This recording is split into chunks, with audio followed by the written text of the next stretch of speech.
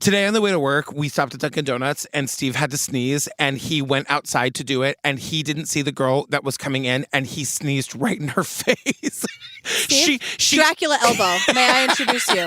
Right here. She ate his sneeze right in her face. He will never stop thinking about that. He will replay, and so will she, honestly. Replay it over and over. That's terrifying. That's horrifying.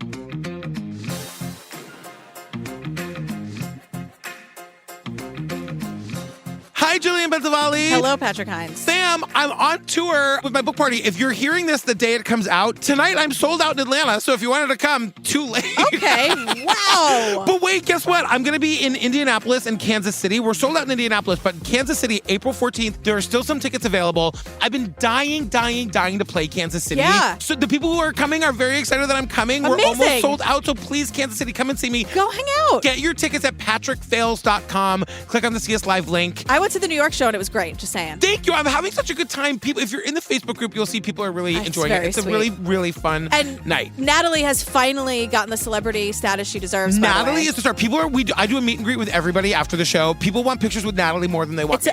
She's my entire feed. It's my favorite thing. I love it so much. Oh, hey, tell them why they should check out our Patreon and all the extra bonus content they can get. Well, yeah, because we're covering things like we just did Killer Sally and House of Hammer, and we're doing Pepsi Where's My Jet. We got that Pez thing coming up, right? Pez, yeah. Pez is on the calendar. Pez, what's it called? The Pez Outlaw? The Pez Outlaw, but that's a one-off, so that'll be on the regular feed. Oh, okay.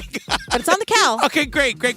Yeah, and you get tons of bonus content. There's a bunch of our videos of our live shows. Yeah. There's the Obsessed Fest live show. It's all ad-free. Yeah, all ad-free. The live show in Boston where we did Class Action Park, which is just a hilarious riot. You get it all right away. Yes, exactly. There you go. All right, what are we talking about today? We are talking about the episode of Dateline called Killings in a College Town about the Idaho murders. You listened to this podcast episode, you said, and loved it? I listened to the Dateline podcast episode, and now we're covering the actual episode. I was obsessed. Everyone is talking about this. There's a lot of very unanswered questions. It's a really tragic, sad case, and I'm interested to really hear your take. Yeah. Kaylee and Maddie were doing everything right that night. They had no idea what was about to happen. It's America's most heartbreaking mystery. 4 students in the middle of the night stabbed to death. My heart sank. How did this happen? Now, exclusive new information revealing new details about the investigation. The suspect. I feel like I witnessed a side of Brian that other people might not have. This is someone who wants to show us that he has power. What was it like to sit in that room, watch him? He looks scared, as he should be. We're ready. We're ready for this case. Keith is our host. Does this guy sleep? What's going on? No.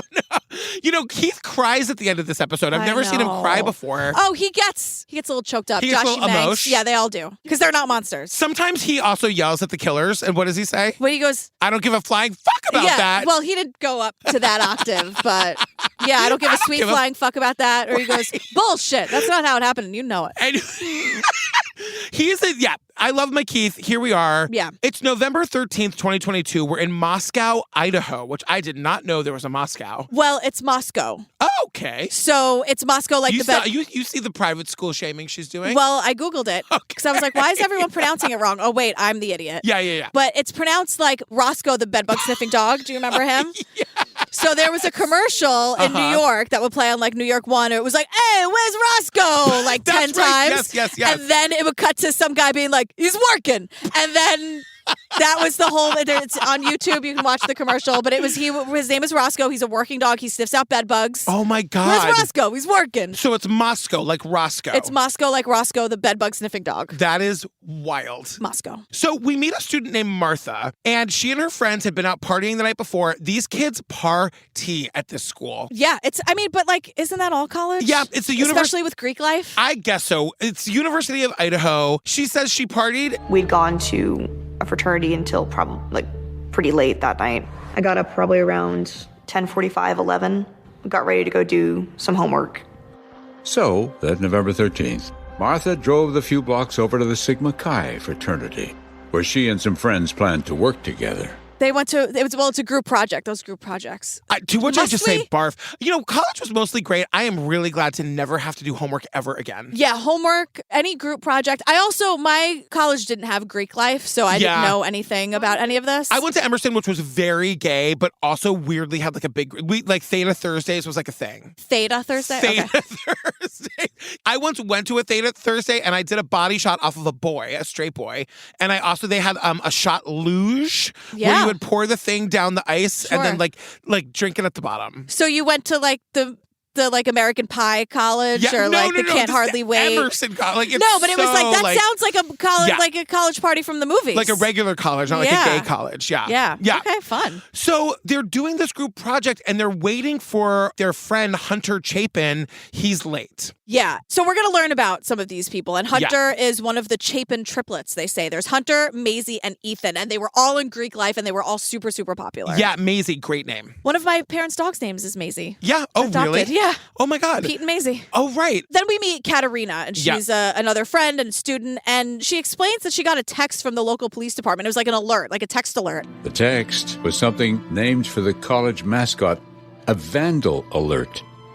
Vandal alert, Moscow PD investigating a homicide on King Road near campus. Stay away from the area and shelter in place. Essentially, there might be a serial killer on the loose. Everybody stay fucking calm. The fucking scream of it all. Can you imagine getting a text like that from your police in college? Right. Terrifying. Like, messages like this, no matter what, always turn people into Michael Scott. Stay calm! Yeah. It's happening, but only in the worst way. In the worst way possible. Like, that is terrifying. Yeah. I'll stay where I am, but I'm going to be trembling the entire time, and I'm not kidding. I'm glad that they alerted the student body or whatever, but have more information. I guess, or I don't know. We're going to have the information debate about But this is the thing about, this is like Dateline. This is what they do, right? Like they started, I imagine there's going to be 800 episodes about this. Yes. So this is the first episode about these murders and we don't know a ton, but the questions are very interesting. Yeah. We're back with Martha and she calls Hunter and she's like, girl, are you coming? Yeah. And he says, no, I think my brother Ethan is dead. Oh my God. So the cops aren't giving any information, but somehow that's not stopping all of what we are going to find out is correct scuttlebutt from getting out amongst all the students. Right. So Martha is friends with Ethan's girlfriend. Ethan is the one brother. presumed dead. Right. And her name is Xana Kernodle. And Martha texts, she does such a good friend move right now. This is what you would do. This is like the Jillian Pensavalli School of texting. Thanks. Yes. All she does is text, I love you. Yeah. Which is great because it's not asking anything from Xana. Right. But it's also letting Xana know that someone's there for her. Yeah. And then she goes outside and talks to another friend and the friend's like, sorry, Xana's dead too. What the fuck? How do these kids know? It's Saturday morning. And nothing has been released, but everybody knows everything. Small town college life, wild. Right. So now we meet about Kaylee and Madison. It's Kaylee Goncalves. She is one of our victims. And Madison Mogen, who is Kaylee's best friend. They're the best of friends. Kaylee's parents are both here. They're the only parents we get in this episode. But they explain to us that they were sisters. They've been best friends since 6th grade. And the mom, Christy, her niece had called to say hey, I'm down in the college town and I'm sorry to tell you, but Kaylee's been murdered. I know. Everyone's freaking out. What the fuck are you talking about? So the mom calls Kaylee's phone. It goes right to voicemail. Concerning. Right. She calls Madison and her phone is ringing and ringing and ringing. And the mom is like, okay, everyone calm down. If anything had happened to Kaylee, Madison would have called us. So it's fine. But in that moment, the sheriff knocks on the door. And I actually took off to my bedroom and the rest of the family answered the door. It was true. She was dead. They were both dead. Kaylee and Madison are both dead. Right.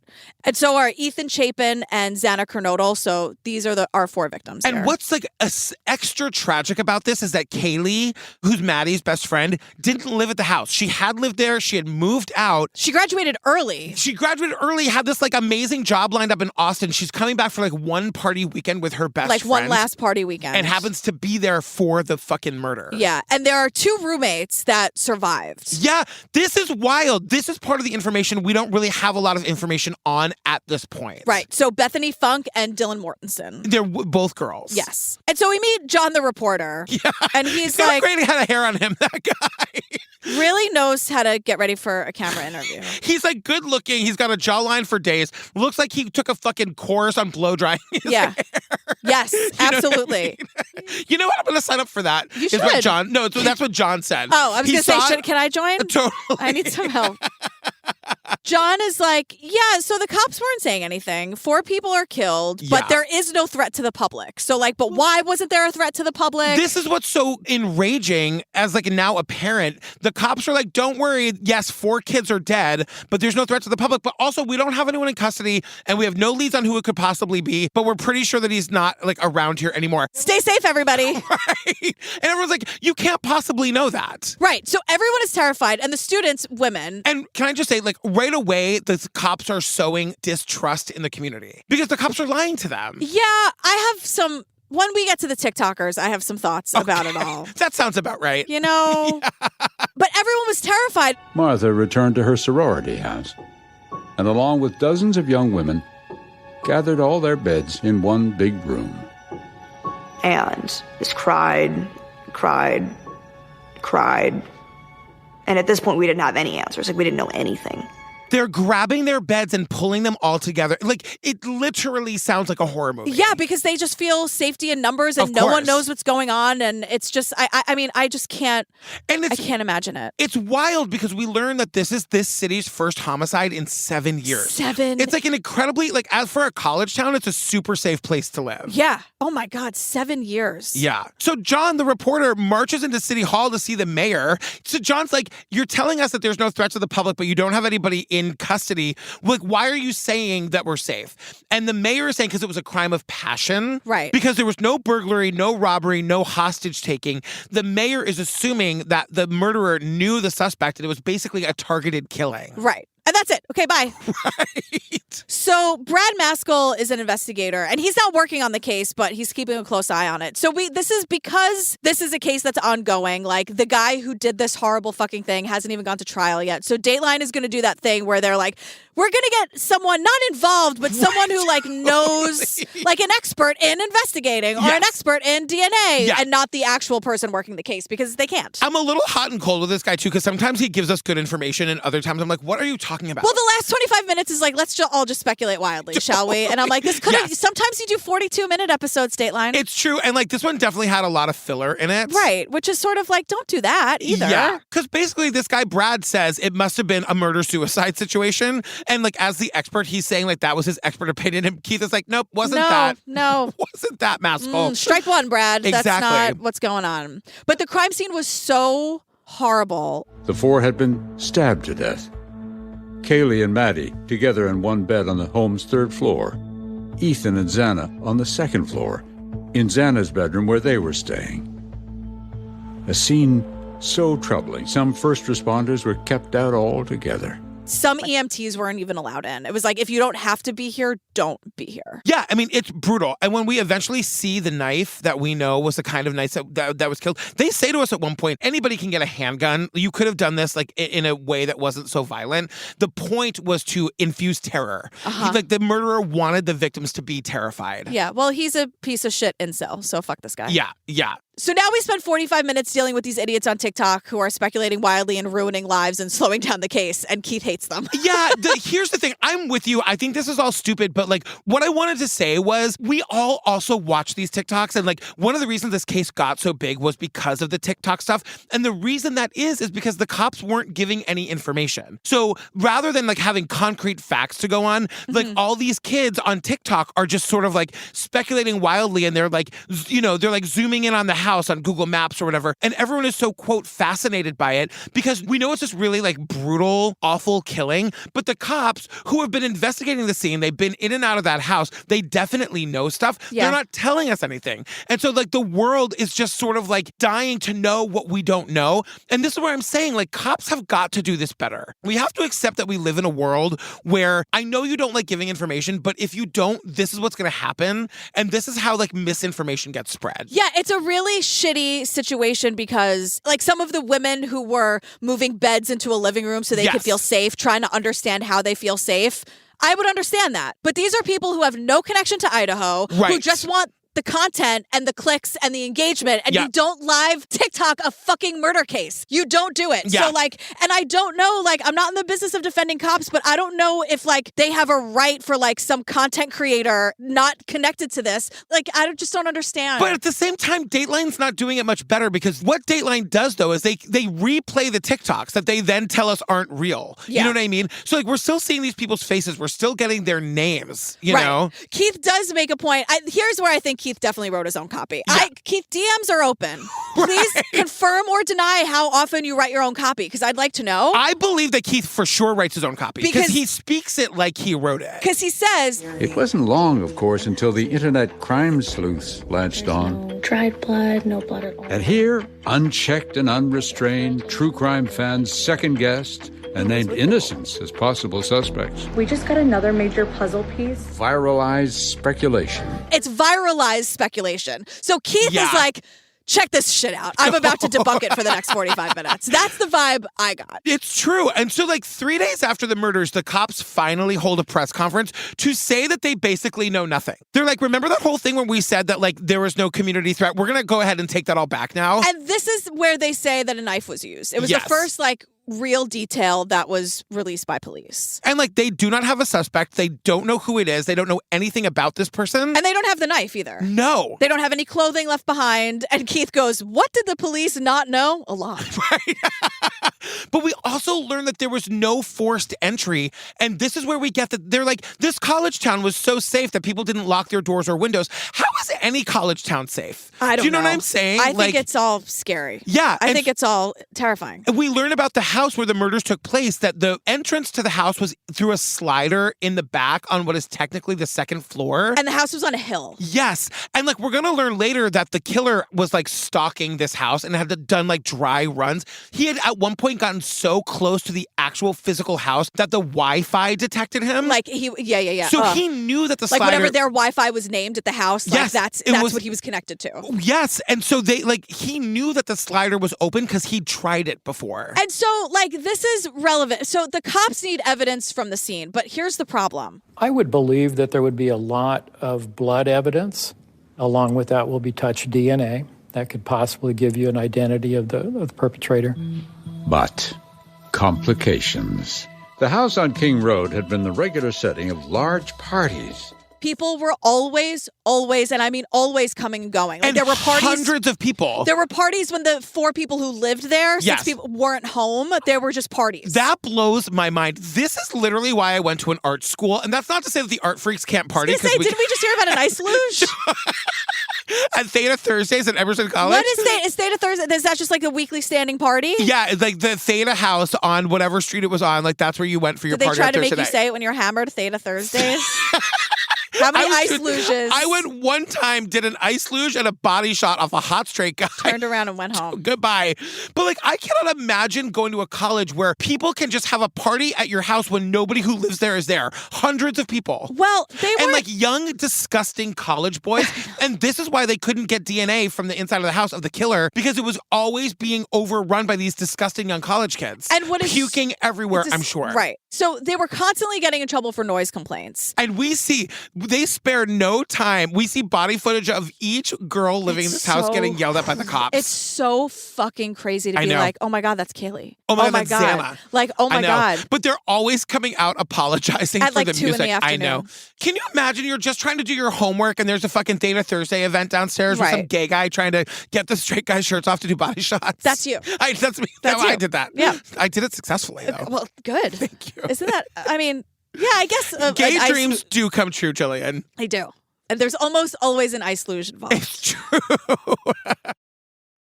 So the weekend of the murder, there's yet another party. As many as 150 people attended. Right. I mean, this means that any and all DNA are useless, right? Is useless, right? Because there are over 150 people coming and going, and like probably a couple parties a week, I would think. Or it was just a social house. It's like where everyone sort of went. So DNA is kind of like what? Like, you're where not do you going even to get start? anything. Yeah. So the cops start to build timelines for each of the victims, and we see this like really tragically beautiful photo of the 4 victims together 12 hours before the murder. Yeah. And it's like Kaylee or Maddie is on the other one's shoulder, you know, and like they just look like they're young. They're going to to a football game and they're going to go to parties that night. Like, they have no idea. Within 12 hours, they're all going to be dead. Right. So it's Saturday night. It's 9 p.m. Ethan and Xana go to a Sigma Chi party, and everything was great, right?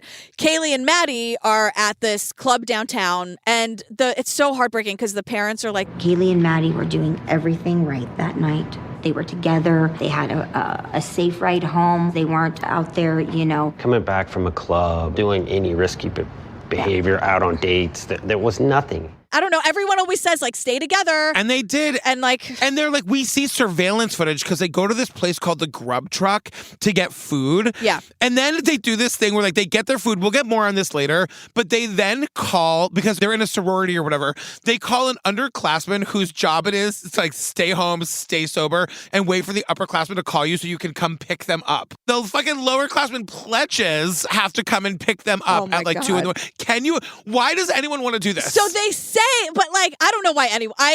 Please don't get mad at me. I don't get the Greek life thing. I specifically went to a school that didn't have it. Yes. For my personal reasons, everyone can do what they want to do. I know it's very, very important to some people. Why do you want to be the get pledge where you have to, like, get paddled naked in front of your brothers? The whole pledging thing, I just don't. I know it changed your life, dear listener. I'm so fucking happy for you. It's just not for me, and that has to be okay. Like, it has to be okay that I don't like everything. Look, the perceived yelling is getting to be a lot. But they say it's safer than an Uber or a Lyft because you know the person. Yeah. And I'm like, none of this sounds safe. Right. Like, I barely think Lyft is safe half the time. But, like, is this regulated or tracked somehow? Do these underclassmen have GPS on them? So, like, it can be a little... I mean, at least Lyft has that, right? Yeah, you're right. And it's only like a mile to the house. They get back to the house around 1:56 a.m. And Xana and Ethan had gotten home a few minutes before them. So Keith says... Xana and Ethan had arrived at the house already, a few minutes before Kaylee and Maddie. So by 2 a.m., all 6 residents were safely home. Or so they must have believed. Or so they thought. Or so they thought. And I'm not, like, victim blaming them for getting in the school lift. It's just, and it was safe. It's like, you're going a mile. Yeah, and I'm glad that they have, like, designated drivers and the whole thing. I think it must be really hard to be a kid in college. And I guess it's easier to be the designated driver if you're a pledge. Then you could say, like, I have to. Yes. But I can't imagine that peer pressure of, like, then trying to be the kid who gets everyone home safely and then everyone's making fun of you until you're the one who, people are just so mean. Yeah. So I can imagine being like, I'm just here with my water, but you have that sort of safety net of like, oh, I'm pledging. Right. So I have to do this. It's a rule. Yeah. I mean, it sounds awful. It sounds awful. I used to say you couldn't pay me to go back to high school. You also can't pay me to go back to college. I had a good time at college. I did too, but there's a lot. I'm just scared of the world now. I know. I'm getting to be like a reckless. Like, I'm scared of everything. I mean, I was in college before cell phones. It was easier back then. Really? Yeah. I mean, like, I graduated in 2000. Were there pagers? Yeah. Oh, yeah. Yeah. But I didn't have one. But I'm sure there was like the most lucrative cab company in all of Boston. Yes. And like, all of them were vouchers. right near the. So, like, you didn't have to have money on you. Like, you would have your cab voucher and you would call the checker cab company and they would come pick you up and you'd give them the voucher. So you just like have an account, basically? Yeah. And you could get them from public safety so like you could always get home. And there was a shuttle. There was an Emerson shuttle until 2 in the morning and you could call it and they would come and pick you up. That's cool. Yeah. So like even if you don't have cash on you, you can still get home safely. Exactly. That's kind of cool. Yeah. All right, good job. Acme Cab Company or whatever. Totally. Whatever you must be called. So shortly before 3 a.m., we see this body cam footage of these cops responding to some like alcohol call for these like underage drinkers. And these like 3 like 16-year-old boys are just fucking hammered. They're like, shit. And the cops are like, we're guessing you're not 21, right? They're doing that thing, I'm assuming, that smokers do where they talk like that because they like just inhaled or whatever. Can you tell I've never smoked? They're like drinking fucking wine coolers in the park or whatever. Right. But the point is, some internet sleuth says, okay, you guys, this is absolutely huge. At exactly 3:12 a.m., 45 seconds in, you can hear like the screams of a female. But later, the police, mum about most things, said the incident was not related to the murders. It gets debunked. But like, what was it? And if it was a scream, did you check on her? And is everything okay? Meanwhile, I've watched this episode 4 times and I haven't heard the scream any one of the time. You can't hear it. No. But again, like everyone is so desperate for information. And I do believe people are trying to like legitimately help that they're like any of this publicly available like body cam footage, people are going through all of it. Yeah, I I think there are people like that, but I think they're few and far between. Yeah, So- but I mean, once again, people are fascinated by true crime. I guess. It's undeniable. But Dateline made a point to have the person where it's like, and everything the psychic medium said was true. And I'm like, Keith, I get you. I gotcha. Was my favorite I know moment. exactly, because it's like, shut up. Shut up. I want to believe in it's so psychic mediums. irresponsible. I know. And I believe, whatever. Yes, I'm just saying to make content, like someone who's not connected to the case at all and who's just like, I want to be trending on TikTok. Stop it. I agree. But now we learn that Kaylee had a long-standing ex-boyfriend named Jack. So they were long-standing boyfriend-girlfriend. Right. The breakup is the new thing. Right. And so Jack was very soft-spoken. Everyone says he's so nice. Kaylee's parents are like, He adored Kaylee. Comes from a very nice family. Jack is the kind of kid that, he would come over and the first thing he would do is, take off his shoes and take the garbage out. Take the garbage out. That kind of won me over.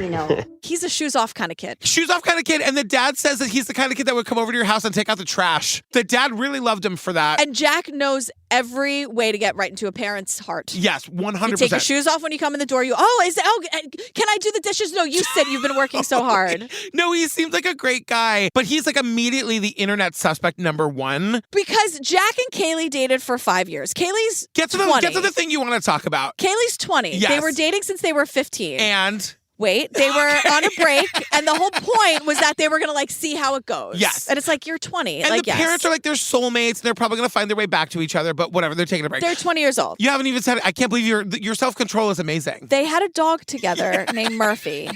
They shared custody. Here we are. So we're finally here. Of Murphy. Yes. Can you act 17? I They're know. acting like they're 40. I know. It's so crazy. Like, kids, I feel so old. This episode's making me feel so old because I feel like 17-year-old kids are not the 17 I was or the way you were. Like, I used to know 17-year-olds as a different, and now they have shared custody. Well, Kaylee was of a 21, so like they were a little bit older. To me, the whole dog in college sounds like a ball and chain in a way like a spouse never did. It's worrisome for both the dog and the person. 100%. But the internet is going after Jack. Because Murphy was with Kaylee, so they had shared custody.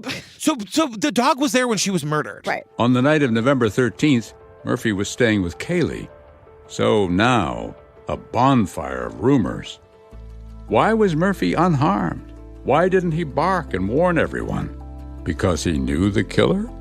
So it went online. Is it because the dog knew the killer? Right. And who would that killer have been? The boyfriend. Right. And the dog was unharmed. It was almost as if the dog wasn't actually there. Yes. Yeah. Meanwhile, it cuts to the parents and the cops, and everyone's like, it wasn't Jack. It wasn't Jack. It just wasn't Jack. But for like a week, it was, according to TikTok. Exactly. And the thing is, because also like the internet somehow knows. Yeah. That's the thing. It's like the cops aren't giving any information out, which is like fine, I guess. But then like they seem to get information. Like TikTok somehow knows that Kaylee and Maddie tried to call Jack like 10 times that night. Yeah. And again, like the girls called him, but he never answered, so he must be a murderer. But and they I'm like, also say they tried to call him between like 1:30 and 2:30 in the morning. Oh, yeah. And they're like, why didn't he answer? That's so weird. I'm like, it's 2 o'clock in the morning. maybe he's asleep. Exactly. Maybe his phone's off. Maybe he has the do not disturb. Maybe he's out partying and didn't check his phone. Yeah. Like, everyone calm the fuck down. I know. But I gotta Can you tell imagine if they got my missed calls? I know. I'd be locked up for the rest of my life. Sam, I'd never answer my Jillian phone. Pensavali's phone will be sitting right next to her. She doesn't even know it's ringing. I don't. It's like in our friendship, in the 6 years that we've known each other, there have been maybe 3 or 4 times I'm like, this is a legit emergency. Yeah. And I'm calling you, and I know the phone is right next to you, ringing, and you're just not seeing it or hearing it. There was one time, I know exactly what time in particular. We were both getting ready for something, Yes. and I knew it was going to be an all-day affair. My phone was charging. I was primping. Yes. Tell them what it was. You can go ahead and tell them my shame. So what Sam, happened? I can't believe I've never told you this story. You did on TikTok a little bit. did I? Okay. I think in the makeup. So This was so bad. We were getting some new like promo shots for TCO because again, in 6 years we like didn't have new ones. Right. So we went to our dear friends Curtis and Court. So I was getting ready. I was like, yeah, I'll come. I'll like have my hair done, but I love the way Court does makeup. So I'm like, I trust her. Like, can she please do it? I had a full morning. I had to be there at like 9. So I was like, I have to work out, wash my hair, do my like all that stuff. And I knew that my phone was like dying, so I have it charging. Meanwhile, in Hell's Kitchen, I woke up early and I'm like, my beard is a little gray. So I'm like, I'm going to dye my beard. I'm going to do it that morning. The day of a photo shoot.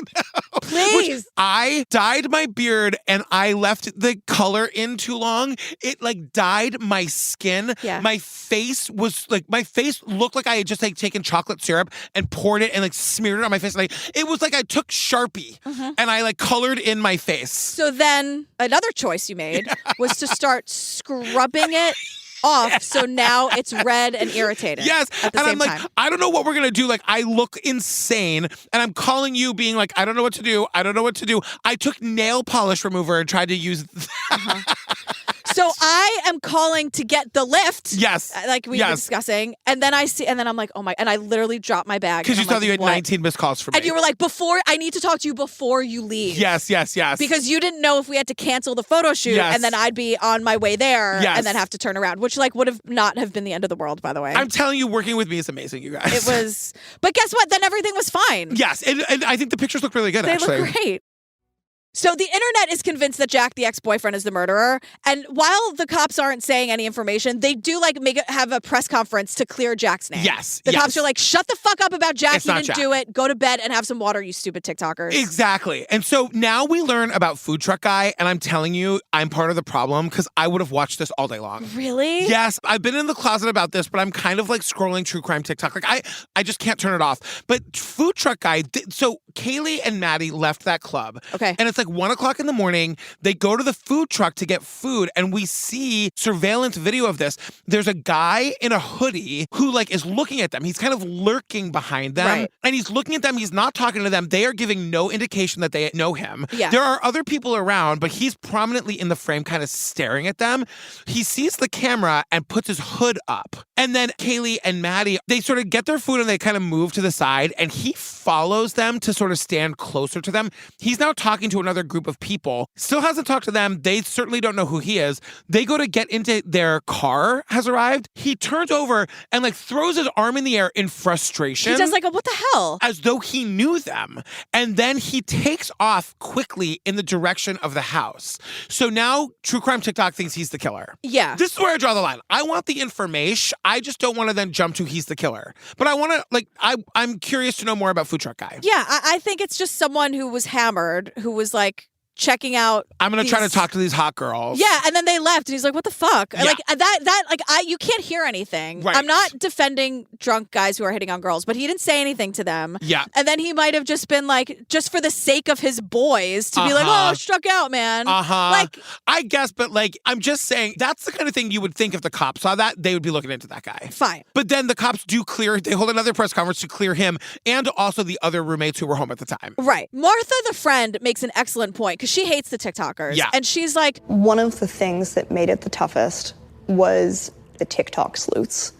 It was odd because you'd be with people that you're literally like actively grieving with, and then you'd like open Facebook or you'd open TikTok, and then it would be why the person sitting next to you is the one that did it. we're grieving, and then these random TikTokers are accusing those of us who are grieving of murder? Like, Right. how does that make sense? No, of course, this happens everywhere. Like any time that something like this happens, it's awful. Yeah. And yeah, it's really bad. Also, we learned that the cops aren't sharing any information with the families. So, like, Kaylee's dad is going to the cops and he's saying to them, you gotta tell me something. I'm desperately afraid this case is gonna go cold. He literally says, stop me from hurting myself and stop me from hurting this investigation. Give me something. And according to Kaylee's dad, they give him nothing. They won't tell him anything. And I'm thinking, cops, I know you're, like, in this instance, you're working really hard on this case. I believe that. You got to do better for the families. Just tell them something. Tell them it's going okay. Tell them we're gonna let you know as soon as we can. We're working really fucking hard. Don't be a cold, distant dick to the family of the dead kids. And I don't know what the solution is. I think the solution is just kindness. Yeah. I think, like, if we're gonna do, like, trainings, why not, like, let's throw that one into the mix. Like, here's how you talk to a grieving family. How do you not do that at the academy? How is there not a fucking class in that? Compassion course? Yeah. Like, if you're going to talk to the family of, we know they've been brutally murdered families. Yeah. Why can't you know how to talk to them better? Yeah, I don't know. So anyway, I'm just saying that. So December 7th, 2022, the cops make a statement. They wanted to speak with the owner of a 2011 to 2013 white Hyundai Elantra. Well, we know through the information we've gathered that that vehicle was in the immediate area of where the homicides took place in the early morning hours of November 13th. So we know the vehicle was there. We just don't know who was in it. They don't tell us why, and they don't tell us if that's because they think the suspect was driving it or a witness was driving it. They're like, we want to talk to the owner and ask for help. And I'm like, but isn't the owner probably the murderer? Yeah. But they're acting like, Yes. if you are the owner of this car, you have information that could help us. And I'm like, because that's the person who did it. Because we're going to learn later that the cops were actually looking for this car internally. They had done like an internal bolo just to cops, like to be on the lookout for like weeks and weeks and hadn't come up with anything. So now they're appealing to the public. And I think they know if the killer sees this, he's going to know he's caught. Right. They're appealing to people who might know a person who might be the killer. Right. So if you know somebody with a white Hyundai Elantra. From 2011 to 2013 only. Exactly. We'll get back to that in a minute. Call in and let us know. And so there are a couple of spottings, like one is in Eugene, Oregon, like nothing comes of it, but the TikTokers go crazy for a week and then it's a nothing burger, right? Yeah. Can I ask a question? Yeah. Did the social media people help with the Gabby Petito case or no? I don't know. Like, are there instances in which it's good? Well, the thing is, like, this isn't Bob Ruff getting somebody out of prison. Uh-huh. There are two different, I think your intention when you're in it just for when you're like leaning over your desk at work and you're just speculating about the psychic medium, fuck off. Yeah. Is there like a fuck off talk? There should be. Can I be on it? I know. I think I am on it. Because I see a lot of stitches of people being like, here's why this is bullshit. Yeah, And I'm like, oh, okay, great. Totally. I'm on like burn down the patriarchy talk. Yeah. Whatever that is. I love that. Everything for you. has a talk at the end. Yeah. Anyway, so meanwhile, like while all of these nothing burgers are happening. What the web sleuths didn't know was that behind the scenes, police were gathering security camera video capturing images of a white Hyundai Elantra driving past the King Road house 3 times just before the murders, returning a 4th time at 4:04 a.m. and leaving the neighborhood in a very big hurry 16 minutes later. The car drives to the house the 4th time at 4:04 and then 16 minutes later leaves in a big fucking hurry. Speeds out of the neighborhood. So, like, this is the person who's ever driving this car is the fucking murderer. Right. So before the cops asked the public, they put out their bolo to these other agencies. Yeah. And there was a campus cop at Washington State University who took some initiative and like started working for the car. Now, this is what I'm saying. Like, this person who took the initiative and ends up being the guy who finds the guy did not do this via social media. He waited for the cops to put out a statement with real concrete information and then he went to work. And I just want to make a note, if you're not the best at geography. Yeah, like me. When I did a show in Minneapolis and I thought it was near Texas. Okay. I was like, why isn't it warmer?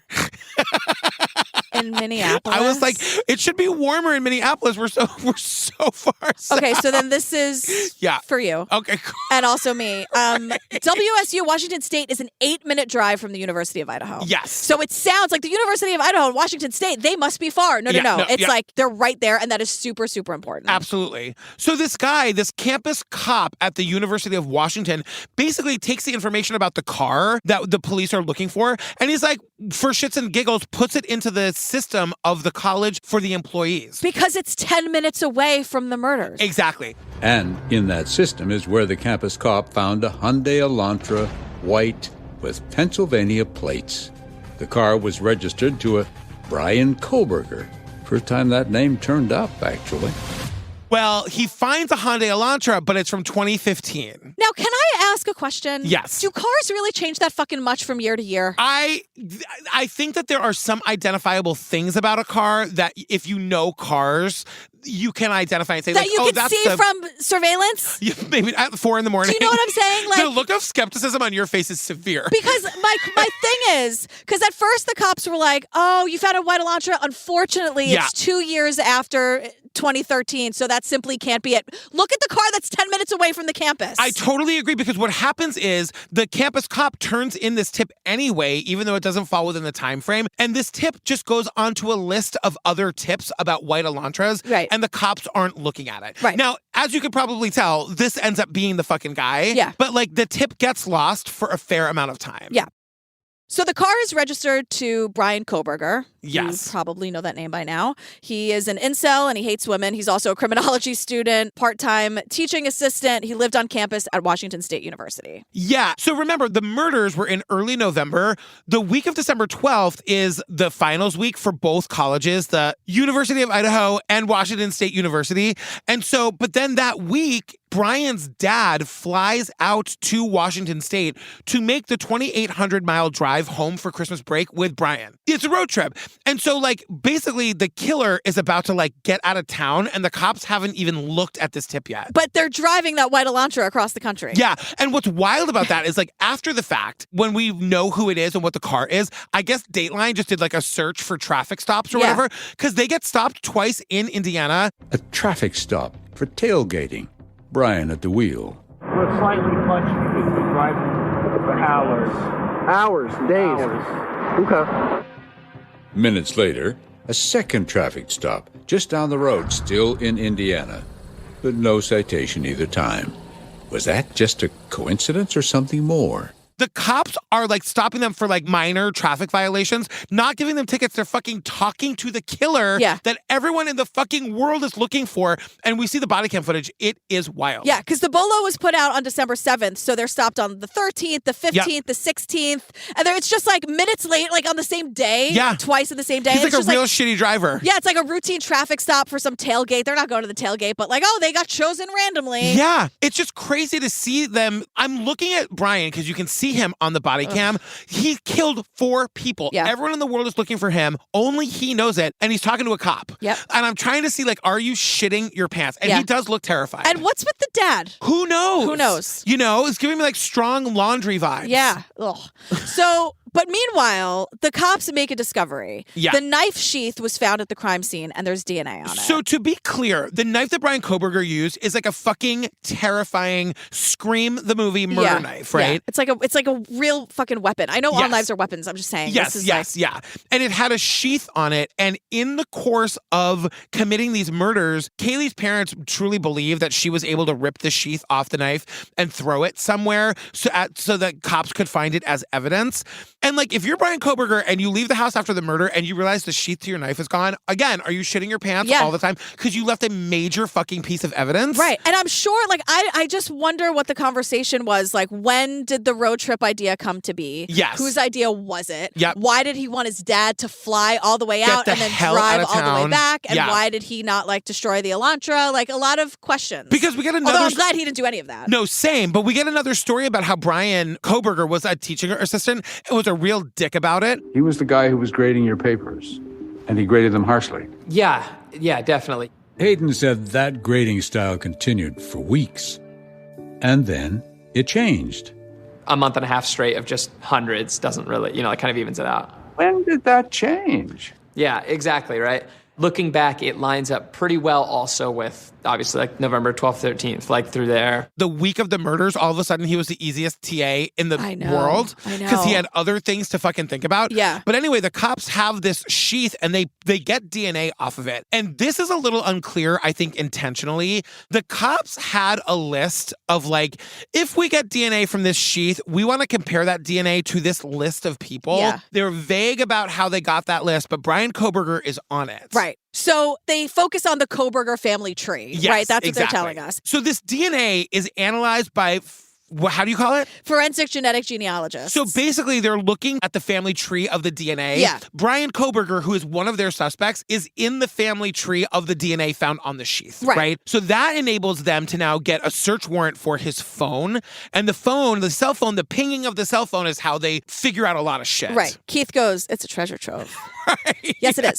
So, for example, his phone was on except for the time the cops think the murders took place. So he's like me. His phone is always on, right, but mysteriously off at the time of the murders. And then he pinged near and at the crime scene, and he pinged there like a lot in the months before the murders, and a lot meaning 12 times. 12 times in the months. So they're saying he's like stalking this house. And the cameras around town are picking up his car coming and going from Kings Road, aka where the murders took place. So he was all around that house, fucking piece of shit. Yeah. And the cops are just like, this is it, people, go. Right. Like, because they know Koberger's like at the family home in Pennsylvania. Celebrating Christmas. Fuck that. Let's ruin this guy's Christmas morning.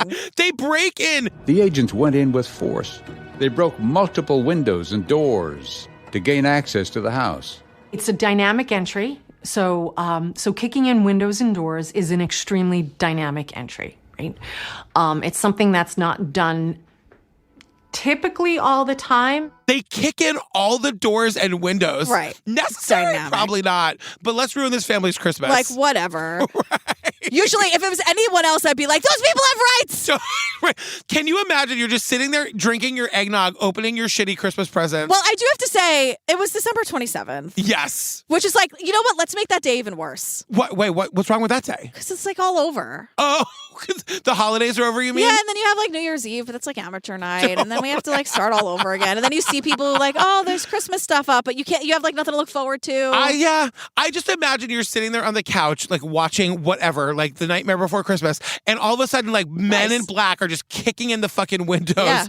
Everyone is scared to death. Well, I think we can all rest easy knowing he didn't have a nice Christmas. No, because he knew this day was coming. For sure. I hope he rots in hell. Yeah. So, but now like we're off and running, right? Like science is amazing. And by December 30th, they arrest Brian. Yeah, and like we start to get a little bit of his backstory, and like I don't fucking care about any of this, but we meet a bunch of like friends from like his like school and college days who are just saying that he was like fat and picked on, like same girl, same. Guess who didn't end up being a fucking murderer? Yeah, like you guys, it's not that deep. He hates women. Yes. Like we don't have to. Like I'm so sick of these fucking deep dives about how he got there. I don't give a fuck. Yeah, he's a murderous. He's a piece of shit. Next. Yes. And honestly, I do think we're going to learn more about him, like in the coming. And like, I agree with you. Like, we don't need to talk about the backstory, but is there anything that we could have done differently to not fucking create a monster? Yeah, that's the whole argument, right? Yeah. Like, yeah. Are they born? Are they made? The look of exhaustion. I know this stuff immediately makes you and me both just want to go to bed. I am instantly like, remember Helix? I know. But there were also like signs. Like there's this college classmate, Madison, who like just tells us that Brian is like that annoying guy who just had to let everyone know that he knew the answer. Whenever he raised his hand, he definitely took it upon himself to answer the question, but yet then give every single detail that he possibly could to help further his point. It was always like, oh, Brian's answering this question. This is going to take up the whole entire class. Had to just like wax poetic for 15 minutes and like whatever. But he's also like studying criminology so he can learn how cops like process murder scenes. But he'd also just creepily stare at Madison and her friends, like intensely. He'd never want to talk to them. He would just like stare at them. And it's like, he gave so many signs. And she also said like he never made friends. He was a total loner. But we also learn once he's been arrested, he wants to be extradited to Idaho immediately so he can go and prove his innocence. He can't wait for this all to be over with and be proven innocent once and for all, everybody. Like, fuck off. Where's fuck off talk? I want to be on it. Because eventually we meet this FBI guy who's basically like, look, he's like, not all murder cases where you get the suspect are strong cases. This is a really strong case. You know, they could put him at the house 12 times in the months before the murder. Yeah. So close to the back door that he's like connecting to the Wi-Fi, meaning he's trying the back door. Right. And like everyone in his life is like, he was a fucking creep. And I don't know, he's on Reddit like posting under the name Papa Roger about the fucking case. Yeah. So not only is he posting about the case, talking about evidence that the cops haven't released at all. Yeah. Like he knows stuff that happened because he was there. He was there and before he did it's released to the public. And then if someone questioned him, he'd just get defensive, which is like, oh my God. And then he was also like posting online asking other people about like, hey, if you got away with a crime, how'd you do it? This is for science. But he's like, I feel like he was screaming. Yeah. Just like, I'm a fucking creep and I'm going to kill somebody. And it seemed like he wanted to get caught. Yeah. But then on January 5th, the cops released the probable cause affidavit. And this is really eye-opening because we get like a glimpse inside the murders. Like we get a little bit of understanding as to what happened. From Dylan, a roommate who survived. Exactly. And she says she woke up at 4, like this haunts me. Ever since I heard this the first time, I can't stop thinking about it. She woke up at 4 a.m. to the sound of Kaylee playing with her dog. And then Dylan says she hears somebody saying, "There's someone here," followed by crying and a male voice saying, "It's okay, I'm going to help you."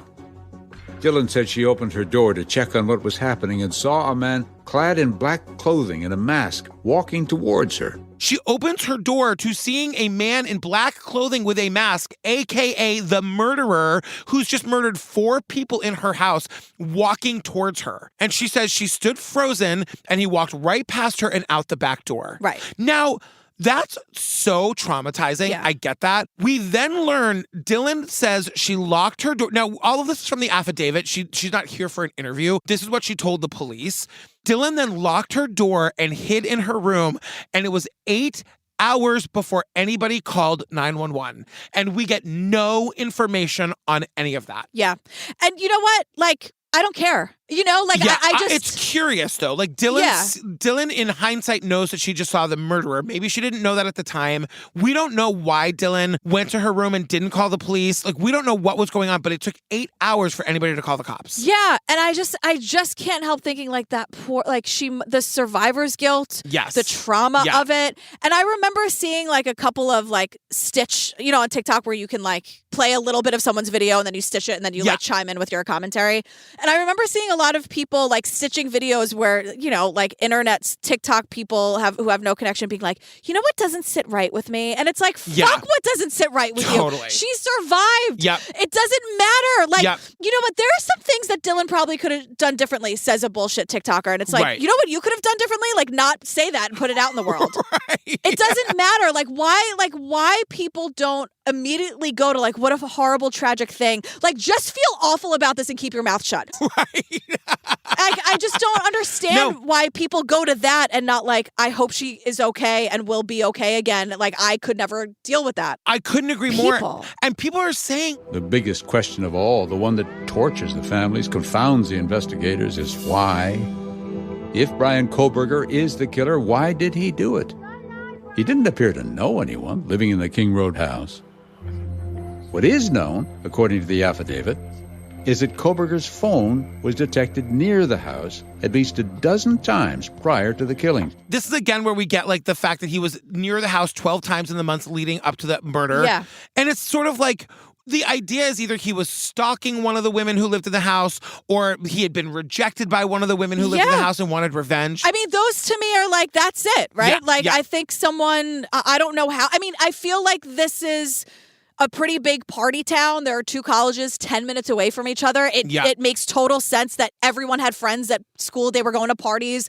And maybe like Brian was at a party, saw Kaylee, smiled. She didn't give him the time of day. And now he stalked her and killed her and her friends and her boyfriend. Like, to me, it's like, yep, that fucking tracks. Yeah. It's not that fucking serious. I know. It's not that serious. People hate women. Yeah. Men are incel men want to kill us. We don't even have, like, there is absolutely a world where Kaylee or Maddie or Xana or someone didn't even do anything outwardly. Like, she maybe actually didn't even look at him, and that was the big offense. Yeah. Like, it doesn't take much. And the murders happened in November. They can trace him back to, like, going by the house the first time in August. Yeah. All of that time and all of that planning, getting so close to the back door that he's connecting to the Wi-Fi to see if the back door is open, learning that it is open. Now he can get in. Now he's got to go buy the knife. At no point did this guy think, I shouldn't do this. Yeah. No, God, of course not. You know? And like there could have been, I mean, maybe this has been proven otherwise. I don't know. I haven't been following the case closely, so I don't know. But like, is there a world where he was one of the 150 people at a party one night? Right. Totally. 100%. And just like scoping out the scene. And then it doesn't take much to like walk through with like a red Solo cup of beer with your hood up. You walk in and out. Everyone's drunk. No one's like, I think he learned how to be invisible. Yeah. And I think because he was pinged so close there, I think he was in that fucking house like a stalker creep. Oh my God. I hate him. Oh my God, girl, we did. What's it called? It's called Killings in a College Town on Dateline. Listen, I'm going to like stay on top of this story. I really am so sad for all of these kids. I want to know what is happening. Yeah. It's awful. Ethan, Madison, Xana, and Kaylee. I just want to say their names again because everyone's talking about Brian. And there's a preliminary hearing that is until June 2023, but like no one has any idea what's going to happen. So Dateline's going to be doing, like you said, I'm sure like 8 episodes on this throughout the years as the case unfolds. Fam, I'm going to be in Atlanta tonight. tonight. Oh, I'm going to be in God. Atlanta tonight. Oh, You're my God. late. You got to go. You're late for a show. Then I've got 2 sold-out shows in Indianapolis, and then I'm going to be in Kansas City on April 14th with my book party. Kansas City, please come out and see me. I'm dying to meet you. I want you to see the show. Everyone's having a great time. Good. I'm glad. Come to Obsessed Fest, please. Oh, yeah, that's right. October, right? We've announced so many amazing people. We're announcing so many more. Come and just hang out and be with like-minded people, make new friends. If you're thinking about coming solo, do it. Oh, yeah. So many people came solo last year and made 100 new best And we have friends. solo meetups. Like, you're never alone when you're with us. It's going to be great. It's all kinds of true crime content, but also games and drag brunch and live shows, and it's just the best. It's just the best. And then join us on the Patreon. Okay, great. Okay, great. What are we doing next time? We're doing Catching a Serial Killer, Bruce MacArthur. Oh, I've never heard of this person. Oh, he's a nightmare. Okay, great. It's real bad. Yeah, it's just like it's another like creepy guy in a van being the worst. What? Why do they still make vans, girl? I don't know. My God. Because I guess some people have to take a lot of people to places at one time.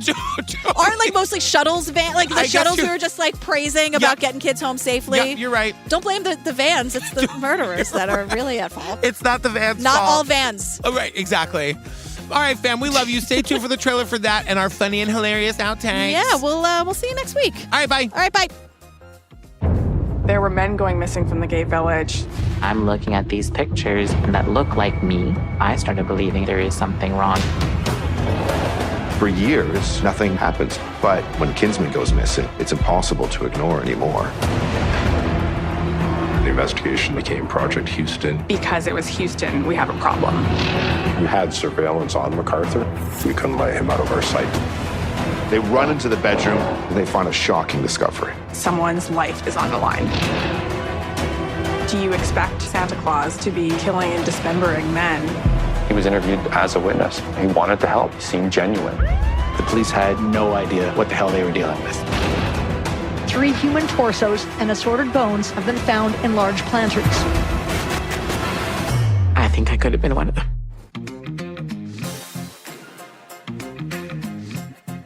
I'm on like burn down the patriarchy. The patriarchy. So they say like everyone seemed to know them. They were all in Greek life. Did you just say all of that? I did. Okay. You were just caught on the beauty of the name Maisie, which I really appreciate. was. You've seen that meme where it's like all through the 80s, parents were like, don't get in a car with a stranger. And now I do it twice a day. You literally call a stranger to your location and like, get in a car with them. And it's like, just make sure they know it's not your house. Okay. Right. I'll do my best.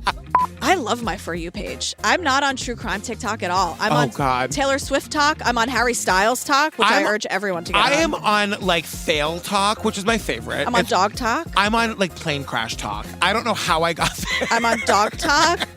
I'm on like witch talk, I guess. I'm always sending you dog TikToks. And Which you're like, I know. I'm You're like, I've seen this 100 times already. Yeah, dogs at daycare and their problems. So good.